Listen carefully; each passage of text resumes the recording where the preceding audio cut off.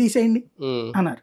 Number 2 ఏది entertainment వేస్తారు, సినిమాలు ఇవి ఉంటాయి అన్నారు. మరి దాంట్లో కూడా ఎంటర్టైన్మెంట్ ఉంటది కదా సార్, చిత్ర పేజీ ఉంటది, ఆదివారం పుస్తకాలని ఉంటాయి, మరి అవన్నీ ఏంటి అన్న. న్యూస్ తో పాటు అది కూడా ఉంటది, ఏంటి అందులో తేడా? కరెక్టే కదా, ఆ పాయింట్ తీసేయండి. ఈ రెండిటికి సమాధానం ఇతను కరెక్ట్ గా అని చెప్పాడు. 3వ పాయింట్ ఏంటి అంటే రోజుకి అదే వీళ్ళు ఒకసారి బులెటిన్ ఇస్తారు, ఒక బులెటిన్ ఇస్తారంటే లేదు సార్ మేము 2 బులెటిన్లు ఇస్తాం, పొద్దున 1 అరగంట, సాయంత్రం 1 అరగంట.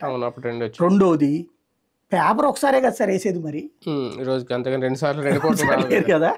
రెండోది నేను ఒక వివరం చెప్పా, ఇప్పుడు అప్పటికేంటి ఒక్క సిటీ కేబుల్, ఇంకా వేరే కేబుల్ నెట్వర్క్లు కూడా లేవు సార్. ఒక పేపర్కి టోటల్గా విజయవాడ మొత్తం కలిపితే అన్ని పేపర్లు కలిపి 50,000 సర్క్యులేషన్.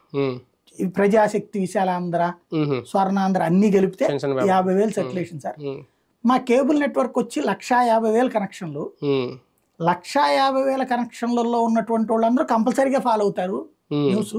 ఇంటికి ఒకళ్ళనే తీసుకోండి, మామూలుగా అయితే 2 లెక్కేసుకోవాలి, ఒక్కళ్ళనే తీసుకోండి. 150,000 మంది చూస్తారు నా బులెటిన్. ఈ 50,000 మందిలో ఈనాడు చదివాడు, జ్యోతి చదివాడు, ఉదయం చదివాడు, ఇట్లా ఉంటది కదా. మరి ఆ లెక్కను చూస్తే దాంట్లో వచ్చేటటువంటి దానికంటే నాది కనెక్టివిటీ ఎక్కువ కదా.